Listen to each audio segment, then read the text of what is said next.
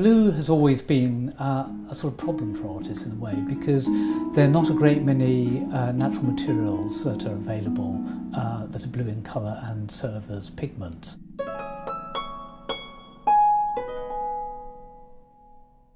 There is a very fine and precious blue which is available from a semi-precious stone called lapis lazuli, and it yields a pigment called ultramarine. A particularly striking example of the use of natural ultramarine can be seen in this picture by Sassoferrato, who was a Roman school painter in the 17th century. And it shows the Virgin in prayer, and her blue drapery is painted in the most fantastic quality natural ultramarine. It really shows you the colour quality of this wonderful pigment. Before the 19th century, there was only one known source of lapis lazuli in the world, and it's in a place that's called Badakhshan, which is in what's now northeast Afghanistan. And there were some famous mines there at a place called Sar Isang. And all the lapis lazuli that was used across the world from ancient times came from that one single source. It was the only place that it occurred.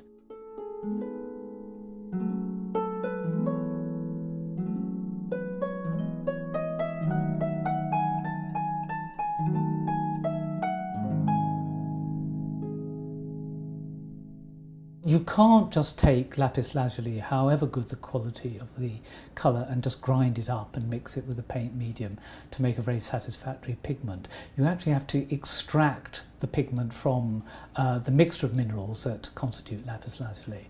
And the discovery of that process of extraction came into being in the 12th century in Europe. What they did was that they used wax and mastic and pine turpentine and ground it together and then washed it with lye, and then you ended up with grades of the lazurite, which is the blue portion of the stone, and so that is one of the highest quality examples. And as the extraction process went on, the quality would go down and to a mid blue, and then finally to what is called the ultramarine ash, which is a much lower grade blue. There were alternatives to ultramarine. The most important one for early pictures is another mineral pigment called azurite.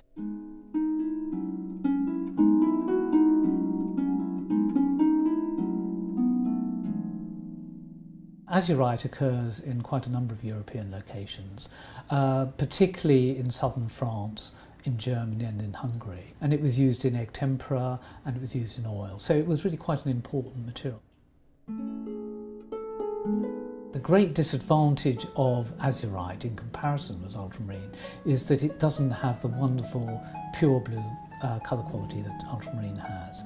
And particularly when you mix it with a paint medium, it often becomes quite greenish in tone, and that's not a very desirable characteristic in a pigment. There was a very interesting discovery at the beginning of the 18th century when an alchemist who was called Dippel, who was a Swiss colour maker working in Berlin, discovered quite by chance a new blue pigment called Prussian blue. And it was a chance discovery. He was in fact trying to make a red pigment, and some of the materials he was using to manufacture that red pigment were contaminated, and he ended up, instead of with this red pigment, this blue pigment, which is a compound called ferric ferrocyanide. So you wouldn't be able to make that sort of material intentionally. It was a completely chance discovery. But its importance was that this was really the first synthetic pigment in a modern sense, and it came to be manufactured in quite large quantities as an artist's pigment. So it really started the chemical revolution in creating new pigments for artists to use.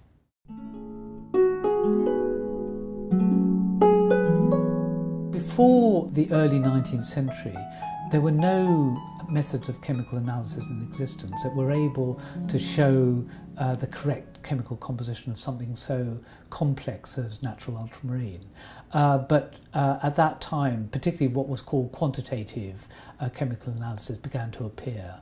And the work of two French chemists enabled natural ultramarine to be analysed, and that really led to the discovery of the artificial form of the pigment? Well, it took a very long time for them to find out the true nature of ultramarine. It's a complex sulfur-containing sodium and aluminium silicate, and it wasn't until 1806 that they managed to actually find out exactly what the structure was. And then it was another 20 years before they managed to produce what is the synthetic type of ultramarine, which is a very, very intense blue.